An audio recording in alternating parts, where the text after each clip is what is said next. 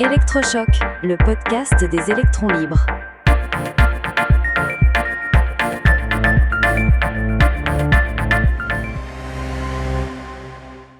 Soigner en une seule injection, la révolution CRISPR. Aujourd'hui, nous allons parler d'une technologie qui est en train de bouleverser la médecine telle que nous la connaissons. Absolument, Max. On parle de CRISPR, une sorte de ciseau moléculaire ultra précis qui nous permet de corriger directement notre ADN. C'est une promesse incroyable, traiter des maladies graves, parfois incurables, en s'attaquant directement à leur cause génétique. C'est ça. Et ce qui est fou, c'est la vitesse à laquelle tout ça évolue.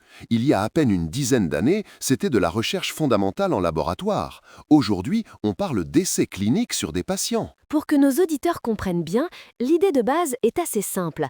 CRISPR, c'est un système que les bactéries utilisent pour se défendre contre les virus.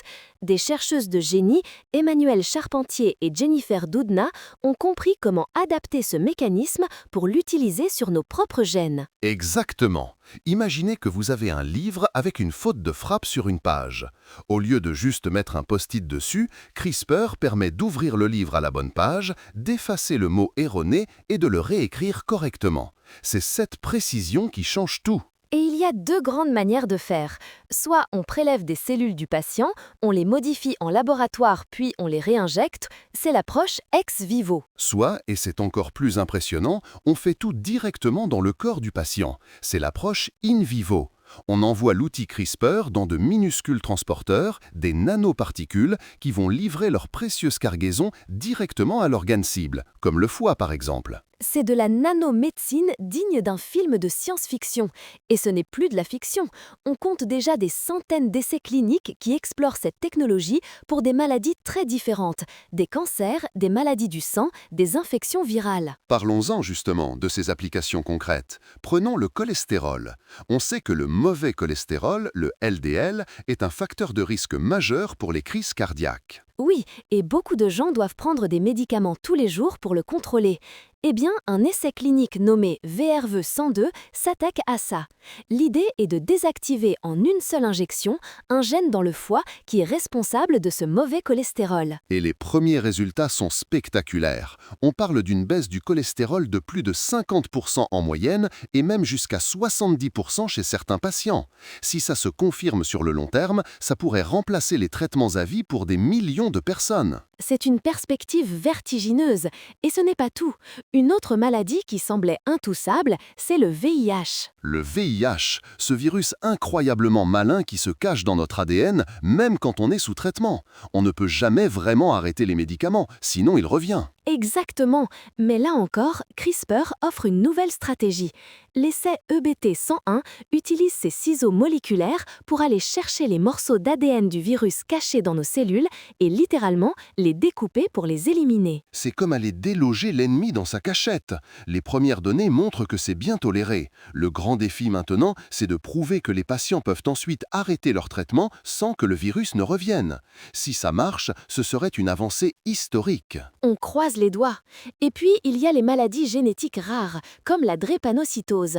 C'est une maladie terrible qui déforme les globules rouges et provoque des douleurs atroces. Là, on est sur l'approche ex vivo dont tu parlais. On prélève des cellules souches du patient, on utilise CRISPR pour réactiver un gène qui produit de l'hémoglobine saine, un peu comme celle qu'on a quand on est bébé, et on réinjecte ces cellules corrigées. Et les résultats sont là aussi très encourageants. Les patients traités n'ont plus de crises douloureuses, leur qualité de vie est transformée. Le défi, c'est que la procédure est encore lourde et coûteuse. L'objectif est de la simplifier pour la rendre accessible au plus grand nombre. Un dernier exemple qui montre bien la puissance de l'outil, l'amylose à transthyrétine. C'est une maladie où une protéine toxique s'accumule dans les organes, notamment le cœur, et les endommage gravement. Avec l'essai NTLA 2001, une seule perfusion de CRISPR suffit à désactiver le gène qui produit cette protéine. On a observé une chute drastique et durable de la protéine toxique.